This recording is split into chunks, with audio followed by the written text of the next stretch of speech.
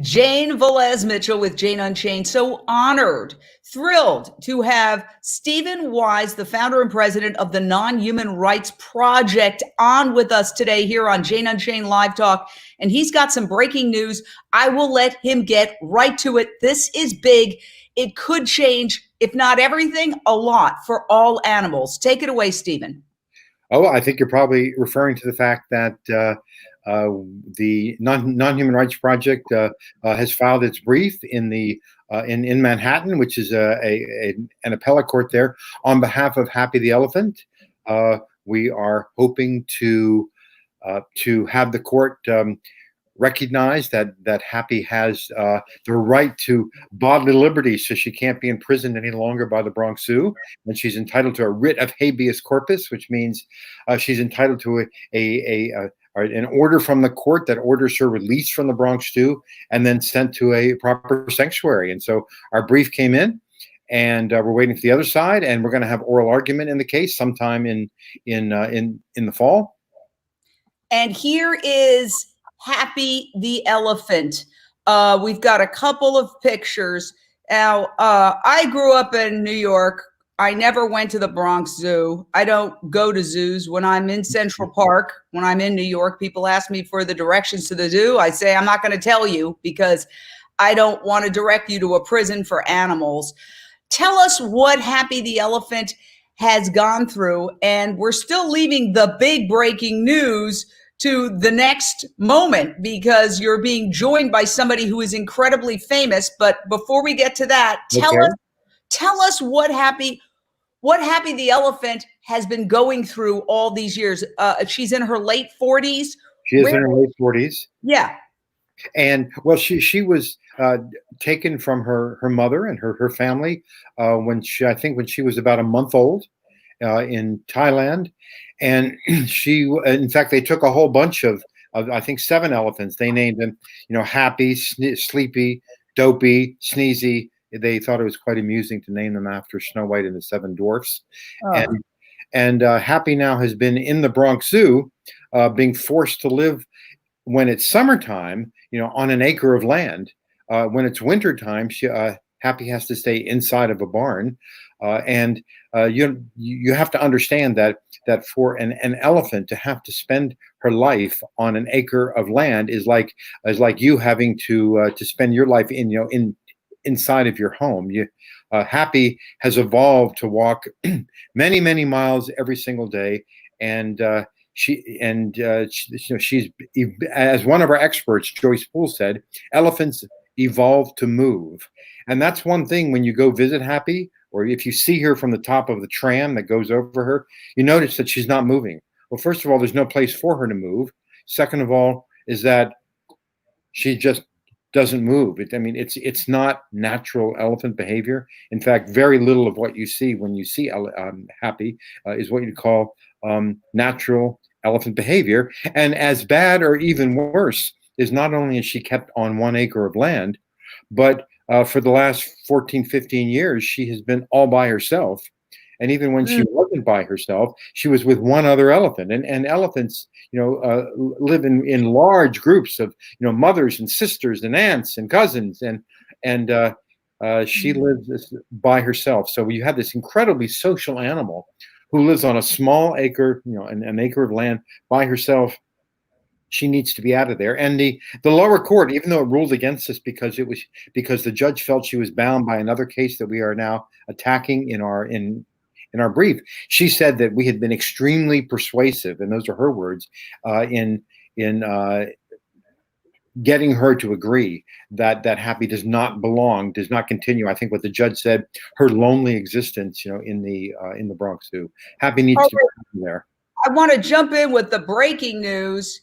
This gentleman, Laurence Tribe, yes, famed constitutional law scholar at Harvard, he has joined your legal team. I cannot emphasize enough what a major piece of breaking news this is. This man is renowned, famed, respected throughout the legal world. It gives you such gravitas to have him join your legal team. I looked him up on Wikipedia, and it said, with all his many, many credentials, that he is an advocate at Harvard for animal rights. How does that change the game? Well, Professor Tribe hasn't joined our legal team. What he's done is that he's filed what's called an amicus curiae brief, which means it's a friend of the court. So he's a person who's not involved on either side, but who sees that the legal issues involved, and should Happy be an entity who has a right to bodily liberty and be able to be freed from the Bronx Zoo. He personally believes that is a really important issue, and he wants to weigh in with the court and let the court know that he thinks that Happy should have the right to bodily liberty, should be freed from the Bronx Zoo pursuant to a writ of habeas corpus, and he wants the court to know that, and we're hoping that the court will weigh the fact that Professor Laurence Tribe from Harvard Law School, essentially agrees with the arguments that we're making. Wow. Again, we are talking breaking news here. Famed legal scholar Laurence Tribe is helping Happy the Elephant get legal personhood. Long overdue. Here is Happy, which is such a tragically ironic name, at the Bronx Zoo, alone, 49 years old, kidnapped from the wild. It's a horror show. Zoos are, to me, like Ringling Brothers. They belong in the past, just like medieval torture museums. And zoos could transition to sanctuaries. The difference, and correct me if I'm wrong, between a sanctuary and a zoo is sanctuaries are set up for the animals. They don't breed, they don't trade, unless it's a medically necessary reason to move an animal from one location to another. And everything is designed for the animal's benefit, not to keep them in small spaces so that people can see them. And one of the reasons why zoos inherently are small in terms of the space for the animal is that if they were large, the animal would just disappear, and then people wouldn't get their quote unquote money's worth to see them. So you have to keep them in a small space if the whole point of it is to get money for people to buy tickets to go in and see them. In a sanctuary, you can go to sanctuaries, and if the animal comes up to you, fine. If they don't, they're living their life in a vast area. So let me ask you, what do you want to see happen to Happy? Where do you want her to go?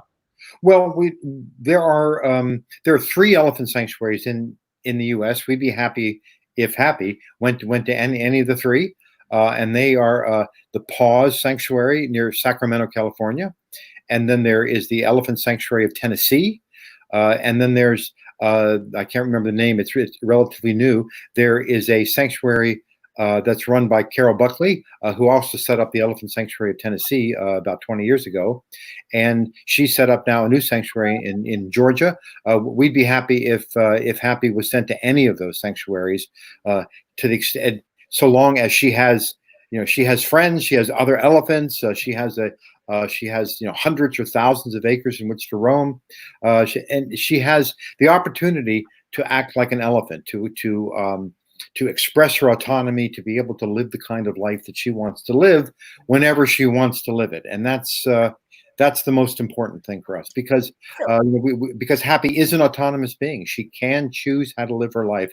And so far, she's never had that opportunity, even at age 47. Explain the basic argument, legal personhood. And if you manage to get legal personhood for Happy, could that extend to, let's say I'm clean.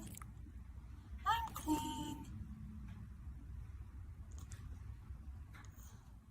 Sleepy eyes. That is a beautiful little piglet at the Tweeters Animal Sanctuary, rescued from factory farming. Of course, most animals are not in the United States that we're fighting for legal rights for are not elephants. As much as I love elephants and want to free elephants, they're cows, pigs, chickens, turkeys, goats, and lambs. Could a decision favorable to Happy extend to other animals, Stephen, legally? Well, you have to see exactly what grounds the court used in order to free Happy or find or declare that Happy is indeed a legal person.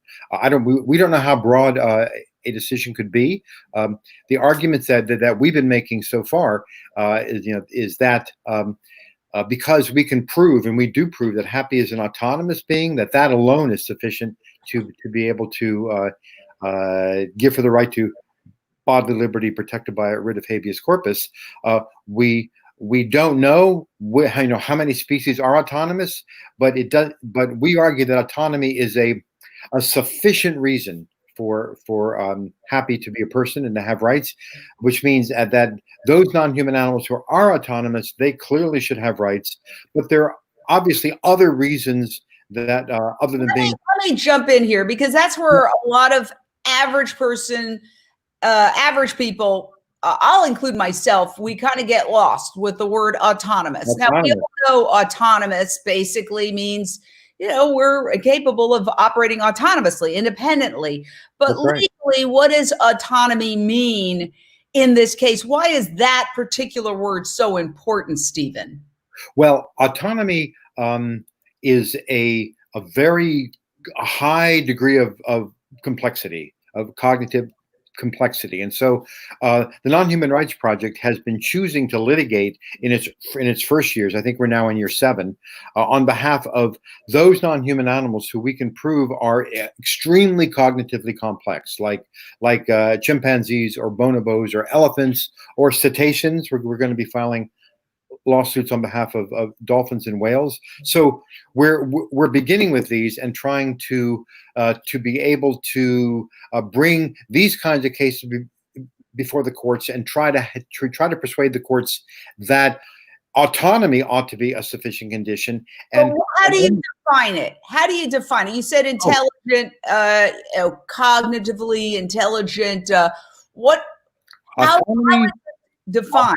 Any living being is autonomous who can. Well, that's what I'm saying. Like a pig, we just saw that pig. Pigs are smarter than dogs. No, I'm saying any being who is autonomous. That means that they have an inner world. They're going to be conscious. They're going to be self-conscious. They probably have what's called a theory of mind. They understand that other entities exist and they're conscious. And what it means is that they can choose for themselves how they want to live their lives. And that's what we do. That's what we do every day. We choose for ourselves how we want to live our lives. And habeas corpus, which is a very, very hundreds of years old kind of a legal term that means you have the body, and it developed over hundreds of years. And what it means is that, at least until we began working on it, was that if one human saw that another human was being imprisoned against her will, that first human could go to a judge and say, well, I want you to issue a writ of habeas corpus and force the jailer to bring in the prisoner and give a reason why they can hold somebody in prison. And so what we did is that we have adapted it to be used for non-human animals, because we say if you're an autonomous being, your autonomy, remember, is the ability to choose how to live your life.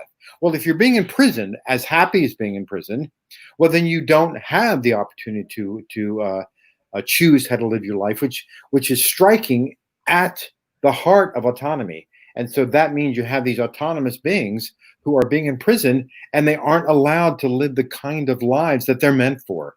And so we think that those might be the strongest arguments to begin with. Once we begin, then at that point, we have persuaded the courts that it's possible for a non-human animal to be a legal person, to have certain kind of right. And then what we then do is move from the position that we've been in for so many centuries, which is that non-humans don't have any kind of legal rights. They never have. And now we've shown that at least some do. And at that point, we start bringing cases in which we don't have to argue to the courts that it's possible for any non-human animal to have a legal right. We say, the question is, what kind of legal rights should they have? Which species should have which rights? And we've had a court of appeals or a high court judge in in New York State agree with us, saying that in order to try to determine, and this was in a chimpanzee case, in order to try to determine whether or not a chimpanzee or another being should have the right to bodily liberty protected by a writ of habeas corpus, you look to the intrinsic nature of the species. And that's why when we file a lawsuit, we first spend months or even years identifying and speaking to those experts in the field who spent 10, 20, 30, 40, 50 years studying them. And we ask them, are these beings autonomous? And if they say yes, we say, well, you write an affidavit for us that explains to the court why they're autonomous, what kind of being they are, what is the intrinsic nature of their species. And we use those affidavits to try to persuade the court said that our client should then be seen as a legal person. And what, by the way, what a legal person is simply an entity who has the capacity for rights. It's kind of you're kind of an empty container. If you're a thing, you don't have the capacity for any rights. If you're a person, you have the capacity for 1 or 100 or an unlimited number of rights. So we're trying to persuade courts that our non-human animal clients should be able to be persons, meaning that they have the capacity for rights, and the right that we're arguing that she should have before this court is the right to bodily liberty protected by a writ of habeas corpus. We are talking to the incredible Stephen Wise, the founder and president of the Nonhuman Rights Project, an organization that goes to court to fight for the rights of animals like Happy right now, fighting for this, I believe, 49-year-old elephant who was kidnapped from the wild and is being, I would say, even held hostage, imprisoned at the Bronx Zoo. And now, what? If I could say something, Sure. Now 2 months ago, there was a case that came down in Islamabad, Pakistan, in which an elephant named Kevu was held to be a person and had a right to leave the zoo and get sent to a sanctuary. That judge actually cited our cases in New York involving Happy and also some of the chimpanzee cases. Then Professor Tribe, then in his amicus brief, cited one of the things that he talked about was the Pakistani case involving the elephant named Kevu, and that was last week. And then the judge in Pakistan then saw that, and then in a decision he issued last Saturday, he then went and said, look, even somebody as prestigious as Professor Tribe has now noticed our case in Pakistan, and that's a great thing. And we hope that now that might help us get Happy released, just like Kevu has been released. All right, we have a new guest that we're bringing in. My rescue from Puerto Rico through All Sato's Rescue, little Rico, who has been my mascot and co-host for many, many years. So I do not consider myself the owner of Rico. Rico, if anything, owns me. He's my companion. I would consider myself more of a parental figure, but I would say he's darn autonomous. We read stories every day. I just read a story yesterday in a newspaper that said a dog made his way 50 some miles from Kansas to Missouri to return to his old house, and walked in the house and found his way. If that isn't autonomy, I would challenge a toddler human to accomplish the same feat. So is there a fear? And it's certainly not a fear on my part. I mean, I believe every animal is autonomous. I believe that chickens are autonomous. If you look at this beautiful chicken, this chicken is an individual with a personality, and it happens to be a chicken who was just recently rescued from a factory farm where they were going to depopulate them. And look at this beautiful animal spreading her wings, or his wings. I'm still a city girl when it comes to that. But that individual is autonomous. Do you think there's a fear in the legal community that if they open this Pandora's box, who knows where it goes? It actually might save the planet, frankly, because most of the horrors that we humans are experiencing right now are the result of abuse of animals. I'm talking about pandemics. I'm talking about heart disease that kills 1 out of every 4 people, pandemic aside. I'm talking about cancer. I'm talking about water pollution, habitat destruction, wildlife extinction, climate change, and all the other horrors that come with the animal agriculture industry, including human world hunger, because animals are the most inefficient food source. So what are your thoughts on that, Stephen? That's a mouthful, but even the judge in the Pakistani case, when he freed not only the elephant, but he also freed a marsh crocodile.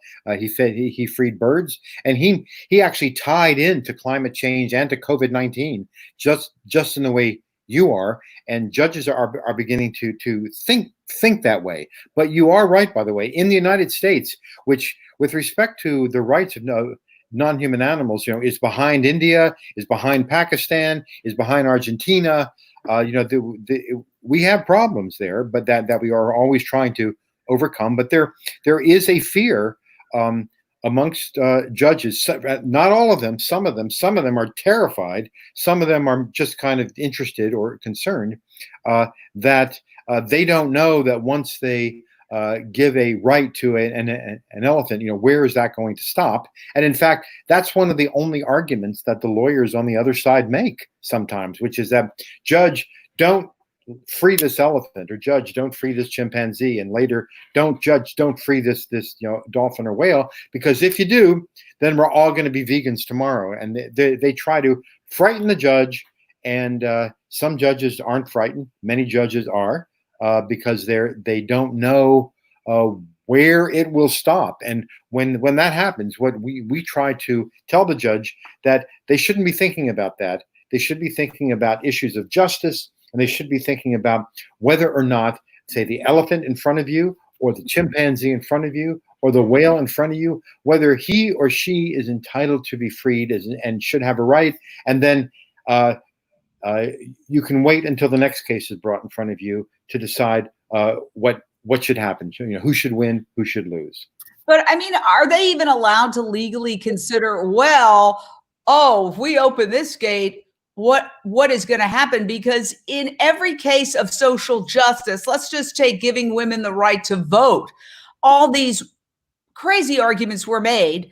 We're going to lose jobs. Men will be jobless because women will enter the workforce and take jobs away from men. And children make arguments. Children will go starving because the mother's not at home. And they would try to expand it to create this sort of nightmarish scenario. Exactly. But isn't the way the courts work? They just decide according to the criteria that they're presented with. No,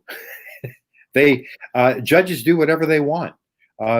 There was a case that we had filed on behalf of 3 elephants, 2 of whom died while we were litigating the case in Connecticut. And when we argued in front of the Connecticut appellate court,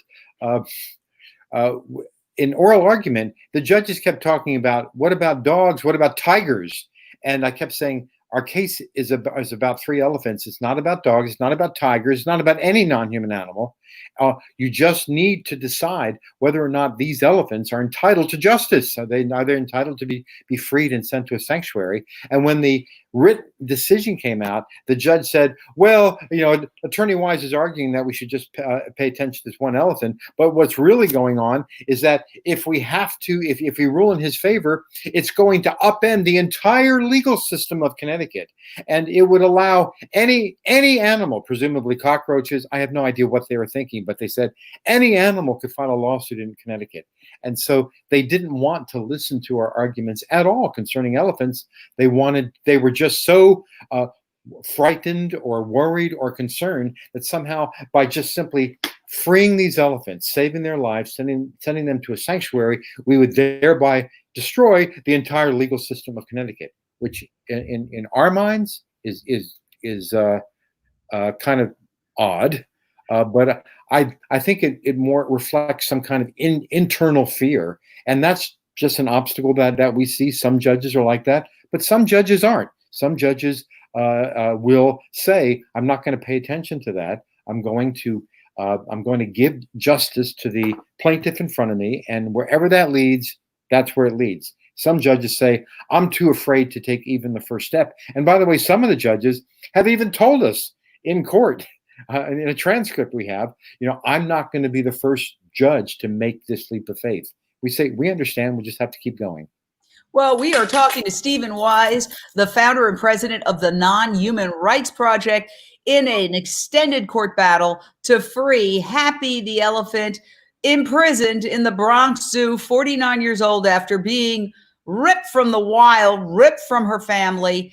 And there are sanctuaries waiting to take her. The breaking news is that this gentleman, let me just show you, Laurence Tribe, he is a famed constitutional law scholar out of Harvard, has now said he's going to help out. And the legal terminology that goes with that, I'll leave it to Stephen, but he's going to help out by filing I guess you'd call a friend of the court brief that would make some arguments. So what do you think is the impact when you're saying that these judges essentially go, I'm afraid to be the first?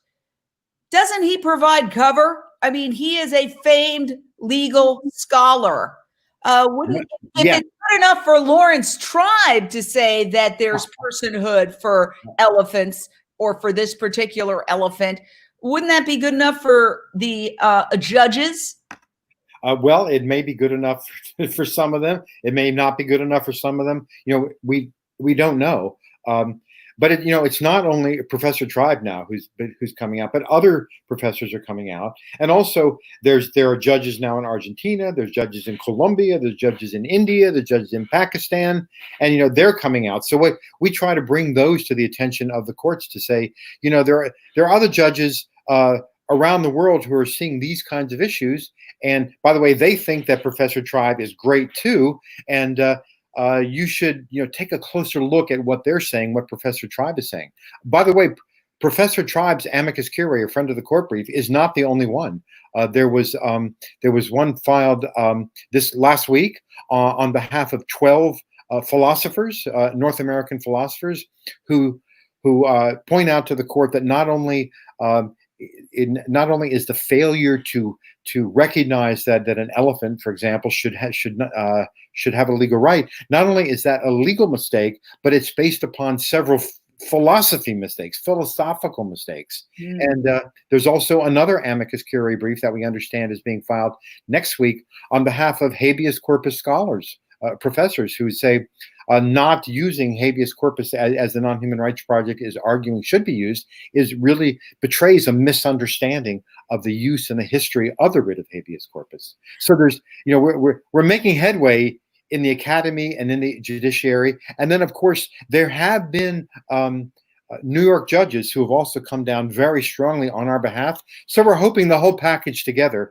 will cause the court, at least this first appellate court, to agree to release Happy and send her to a sanctuary. But if they don't, then back up we will go and ask the High Court of New York, or the Court of Appeals, to hear our appeal. Could this go all the way to the Supreme Court? No, it's not going to go to the Supreme Court because the Supreme Court only deals with issues of federal law, and our lawsuit is filed only under New York state law. So the highest court for our purposes is the Court of Appeals of New York. Let me ask you a difficult question that I think occurs to a lot of people in their mind, but they're sort of embarrassed to ask because it could almost sound politically incorrect. But obviously, if everything is based on intelligence, okay, or cognitive ability, there are people through accidents, through tragedy, through birth, who are very developmentally disabled. Now, if you use that as your guideline for whether somebody has personhood or not, isn't that an argument you could make in court? Because obviously, if somebody's in a coma, that doesn't mean you can take them out of the hospital and throw them in a cage somewhere. Well, we make arguments from what are called from liberty and from equality, and so they're different kinds of arguments. And for example, our argument from what's called liberty would mean, hey, judge, anyone who is autonomous, that should be a sufficient condition. So we're not saying it's a necessary condition, because obviously, as you pointed out, there are many humans who are not autonomous, but they still have, Right. thousands of rights. And then there are arguments from equality as well. And we would say, you should be comparing, our client to other humans, and under similar circumstances, they would have rights, and our elephant or our chimpanzee, is like them, and so we should have that kind of right as well. Do you have to prove that the animal happy is in distress? And we know about the rocking symptoms that often are misinterpreted by humans. We've even had people say, "Oh, look at the elephants dancing." No, the elephants rocking back and forth is a neurotic sign of anxiety and distress and loneliness. Right. Tell us about that. We have done that. We, at the trial level, brought in, 6 affidavits from 5 great elephant experts, including Joyce Poole and Cynthia Moss, Karen McComb, Lucy Bates, Richard Byrne.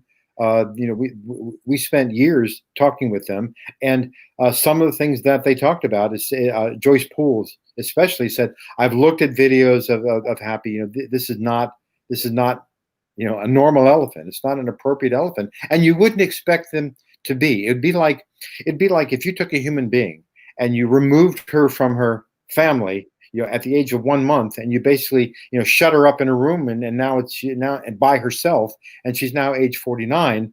You would not expect her to come out as a normal human being. And in fact, you look at, for example, in Romania, was terrible when the way they were abusing orphans, in the 70s and 80s, and those children turned out to be really distressed human beings, just like Happy is a distressed elephant. They shouldn't have been there. She shouldn't be there. Well, I want to say you're my hero. I love what you're doing. I hope everybody supports the Non-Human Rights Project. Obviously, it's expensive to go to court. So the animals can't fund it themselves. So we certainly hope that you support the Non-Human Rights Project. Just go to their website and donate. And one of the other things that I want to say is that social change sometimes can happen rapidly. I'll just use a personal example that also involves elephants. When I first started JaneUnChained in 2015, basically to fill the gap between the actual demonstrations and campaigns and organizations and movements and everything happening for animal rights and the lack of mainstream media news coverage, one of the first stories was a demonstration outside the Staples Center in Brooklyn in 9-degree weather against Ringling Brothers Barnum and Bailey Circus. And 200 people shook. I remember I had a GoPro camera and it was shaky. It was so cold and windy. And, look, not because of what we did, but the work of other organizations like PETA and many other organizations that took the lead in putting Ringlings out of business. But look, it's not here anymore. And that's 5 short years. So things can change very rapidly. And I do feel also the COVID coronavirus is a factor. Many of these zoos are struggling. There's zoos that are saying we need $1 million because we're not getting the tourists because obviously social distancing, mask, quarantining, etc. So to me, this is an opportunity to say, yeah, those days are over. Just like the days of putting elephants on a train and taking them around the country and keeping them in boxes are over. COVID-19 is the best example of why the whole concept of zoos is is of another era. It is not of our era. It's an anachronism. It's an anachronism. And the time to either transition these to sanctuaries, because you could redo the zoos, they're just entities, and turn them into sanctuaries in some cases, not in certain cases. I mean, I grew up in Midtown Manhattan. I would go to the Central Park Zoo with my dad, and I think I became an animal activist then, seeing these poor seals in this little area looking miserable. And, it was depressing. I personally, as a child, found going to zoos extremely depressing. And we would just walk to Central Park and walk around the Central Park Zoo. And it to me, as a child with child's eyes, this is a prison. This is a prison. So some of them can't be changed without changing the geography and the. But they need to go. They are really anachronistic. Last question: can you make that argument? Is there any way to make that argument at all from a legal standpoint? Yes, we can argue that sort of thing. And one other argument that will probably make it at oral argument is that Judge, you've probably for the last 6 months been confined mostly to your home. Well, why don't you imagine that you were kidnapped from somewhere and you've had to spend every day of your life confined to your home.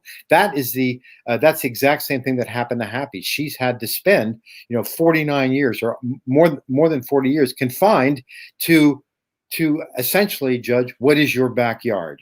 And maybe judges might be more empathic to the life that the Bronx Zoo was forced Happy to lead. And the other thing is, the argument that everybody makes for zoos and aquariums is it's educational. It's not. It's teaching the exact wrong message to kids that humans can dominate, kidnap, and imprison animals, and that's okay. But you will be very happy to know there's now video. That's another argument. There's no need for these animals. And that's one of the reasons why it's an anachronistic industry, is that it's been replaced, just like the horse-drawn carriages were replaced by electric carriages, cars. Now kids can experience the world underseas or the wild in 3D video with all sorts of high-tech equipment. Exactly. You will be happy to know that the chief judge of the Islamabad High Court in Caven's case, the elephant who he freed from the zoo and sending to a sanctuary in Cambodia, made that exact argument. He said that zoos are cruel. Maybe hundreds of years ago, or there might have been no other way of ever seeing a non-human animal, of ever being able to study them. But now, the poor specimens who are kept in prison, they're not like real elephants. They're not like real chimpanzees. They're like prisoners. But now you can actually use 3D, or you can use virtual reality. I mean, if you use virtual reality, and he talked about that, you can learn a whole lot more about non-human animals. And you as I have, when I've used VR, I found myself like in the middle of a migration, with thousands of non-human animals, running all around me. That's not going to happen in a zoo. And you can actually learn about non-human animals by using virtual reality. It's amazing. And there is no reason except to make money for someone else for a zoo to exist. There's none. Well, I hope you can use all this high-tech equipment to make those points in court. Look, in criminal cases, they didn't used to have video. Now they have video, and it changes the game completely.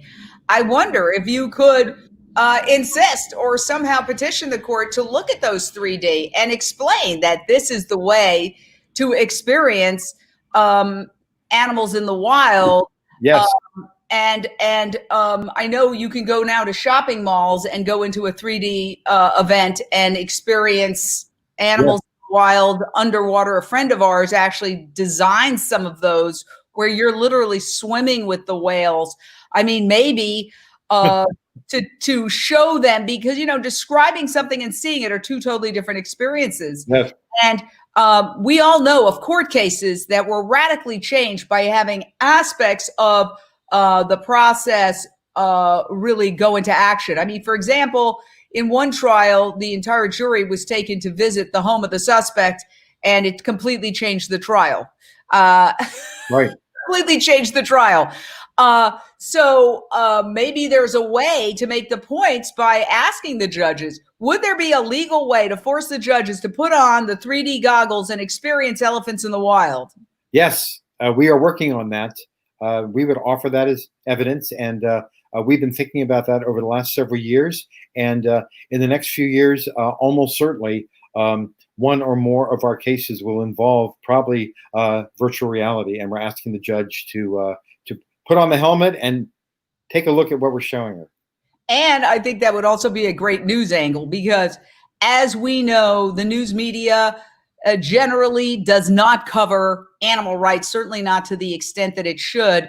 But when there's a hook, a news hook that is unusual, like judges are being told to put on helmets and experience 3D, then a news station, whether it's national, cable, print, whatever, they will sometimes embrace that story because of its uniqueness. Right. So Right. it's a good pitch. It's a very good pitch. Listen, Stephen, I love what you're doing. You give Thank me you. hope for the world. I know you're going to have a breakthrough. You are relentless. I just thank you from the bottom of my heart for all you do. Let's free Happy. Talk soon. Okay. Bye.